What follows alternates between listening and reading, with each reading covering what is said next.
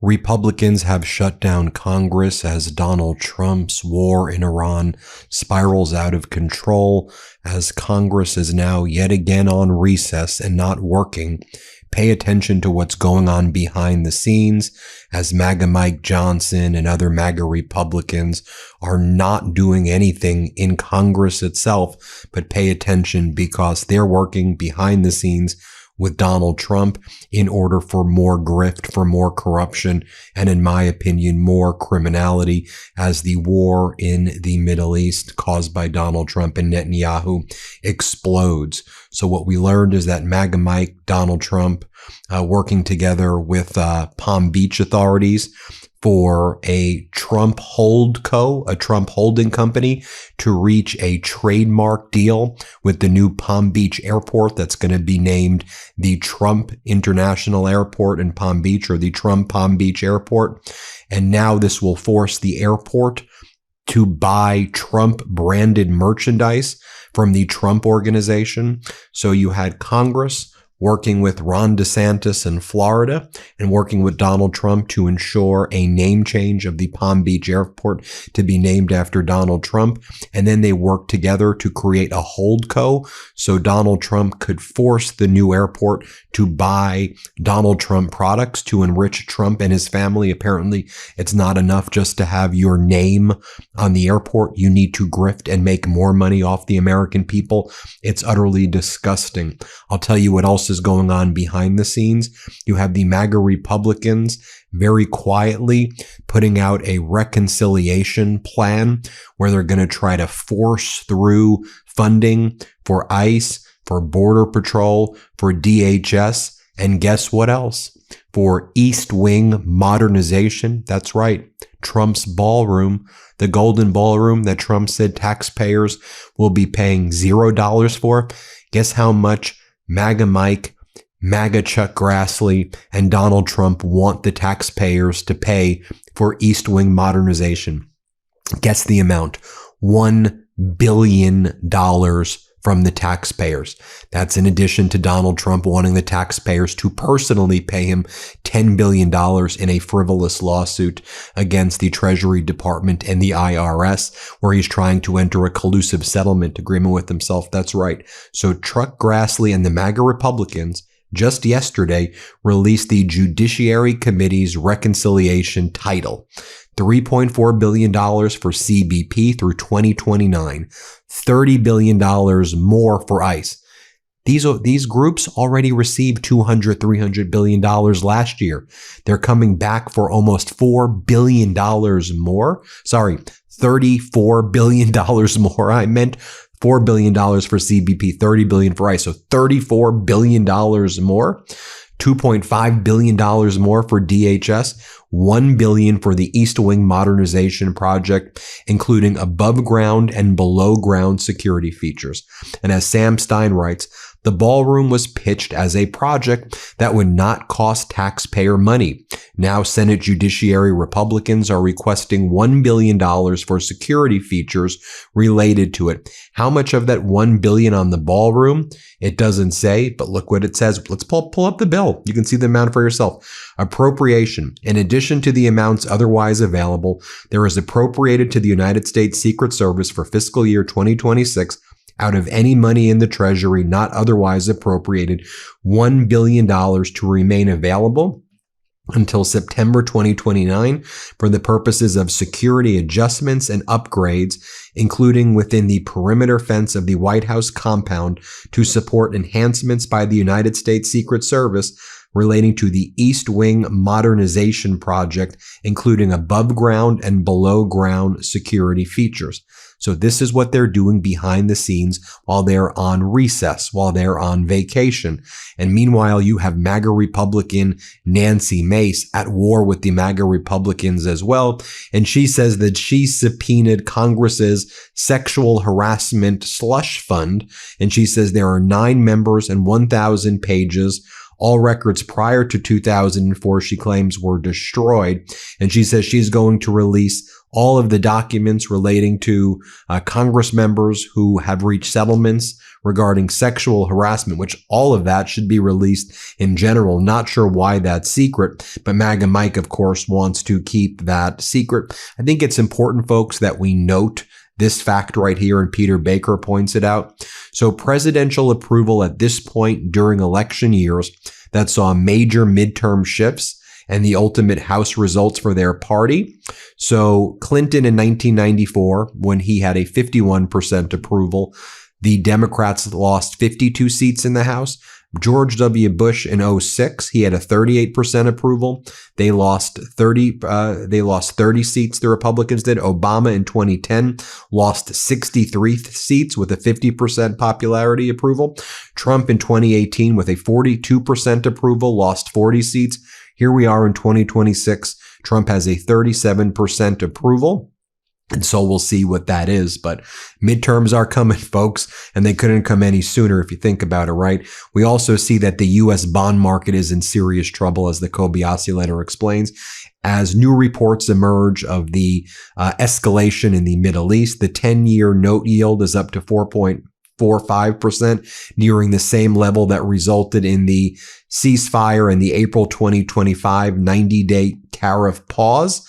And again, we are now seeing the 10-year is at 4.45. The 30-year is already over 5. The 2 years at 3.96. The cost of borrowing significantly higher right now, and the government in the U.S. has to pay that interest. So while all of this is taking place, what does MAGA do? They go on state regime media. So you have Lindsey Graham now saying, look, here's how we win the war in Iran. It's checkmate if we can take control back of the Strait of Hormuz.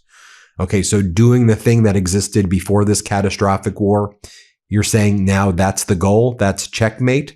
Here's what Lindsey Graham had to say. Play this clip. The Strait of Hormuz is the only thing left. This has been a brilliant campaign by President Trump and our military. The nuclear program of Iran has been destroyed. Their ability to spread terrorism has been destroyed because they're on their knees economically. If we can control the straits, if we can take back control of the Straits of Hormuz, it is checkmate.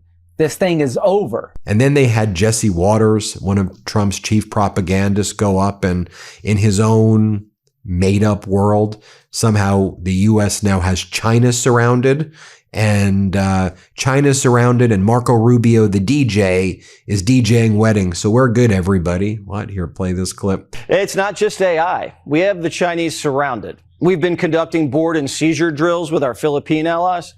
And the 7th Infantry, for the first time ever, just fired some missiles from the Philippine island of Palawan right towards the South China Sea.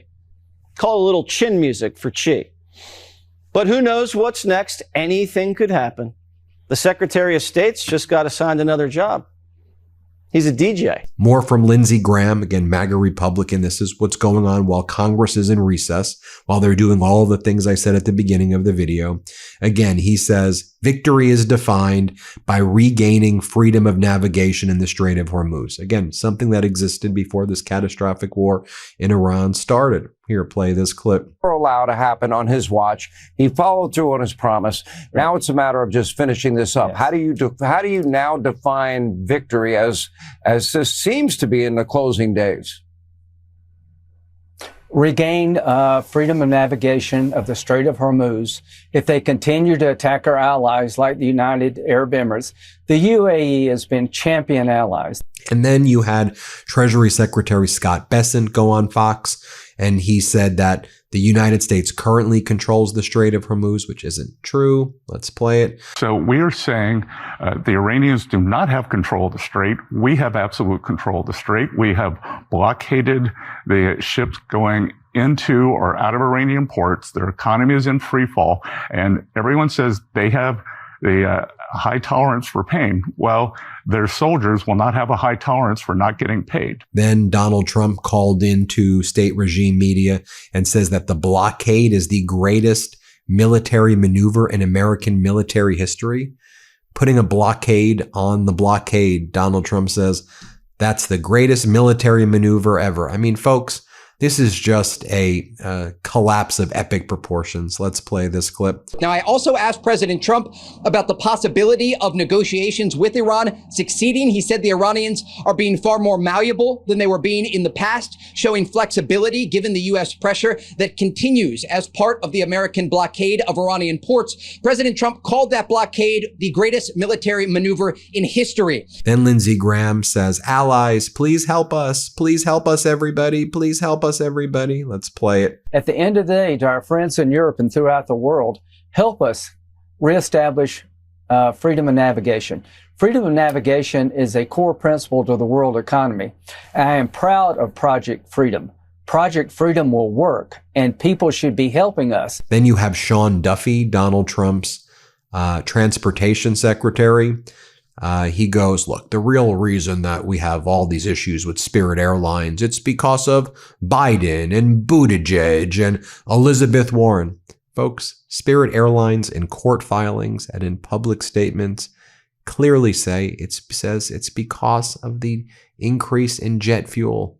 That's why. Stop. Y'all are in charge. Behave like adults now. It's 2026. We're in May 2026. You're in charge. The jet fuel prices are increasing because of this catastrophic war. Here, play it. To be really clear, yeah, jet fuel prices have gone up. This story was not written because of the Iran war. This story was written years ago because of what Elizabeth Warren, Joe Biden, Pete Buttigieg, and the DOJ under Biden, what they did to prevent the merger from happening. So, again, I love that they try to play revisionist politics. They try to come after Donald Trump. Again, what do they want? A nuclear Iran? They're blaming fuel prices, but you and I both know that Democrats love higher energy prices. They fought for 4 years to give us higher energy prices. Look at California, $5, $6, $7, $8 a gallon. And now they're trying to blame Trump, who wanted American energy dominance. Right. Again, there's the insanity of Democrats. They couldn't. But folks, this is as MAGA spirals. Kellyanne Conway, Miss Alternate Facts, has to go on. And here's what she has to say. Play this clip. It's like you either merge or you die. So Biden just let thousands of workers lose their job, and all of the prices are now going to get higher. And again, we don't have as many segments on the 5. I think this should go into the Biden economic bucket as a failure for them, since they caused this. It should go into the Biden economic bucket. Again, these are just a bunch of losers. Behave like leaders. Grow up. Grow up. And they have Kelly Loeffler, the billionaire lady who runs the Small Business Association, who, literally somebody who has no connection with small businesses. She married into billionaire, life, and now she's out there lecturing small businesses. And then she goes, let me just show you what she said. I mean, it's so utterly pathetic. She goes, we continue to give relief in other areas, cutting $6 trillion in regulations. It's Biden's fault. Here, play this clip. But with the aim of achieving long-term price stability to get the volatility out of the market, to ensure that we are not held hostage anymore to a terrorist government organization. Look, America is a net exporter of oil and gas. That's what's driving those long-term prices down in the forward pricing curve for the oil market. We've got oil today at around 103, and then falling back down into the 70s by the end of the year. That's where this is going. The president is right. This is a short-term conflict, but at the same time, he's delivering relief on prices. Core inflation 2.6, wage growth 3.9%. Retail sales have been up 6 months in a row. Last month, almost 7%.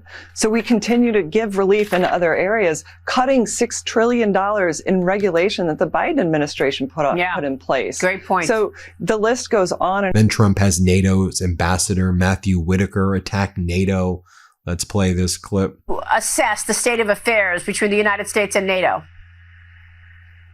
Well, we've had better times, no doubt. But, one of the things that I would say is that this alliance is moving towards Europeans taking over the primary responsibility for the conventional defense of the continent. And ultimately, as we work towards that project, there will be ebbs and flows. But, one of the things that I think has a lot of us questioning what's happening is the value that we thought we had here at NATO. Ultimately, when we couldn't use our bases in Spain, the UK, and other places during Epic Fury, that changes the value calculation of the NATO alliance. And so I think there's a lot of us in the Trump administration that are recalculating that value proposition, and I've seen it as I've traveled the world, and I've seen alliances with the United States. And one of the things that I know is that it's a two-way street, that it's not just the United States providing defense and deterrence,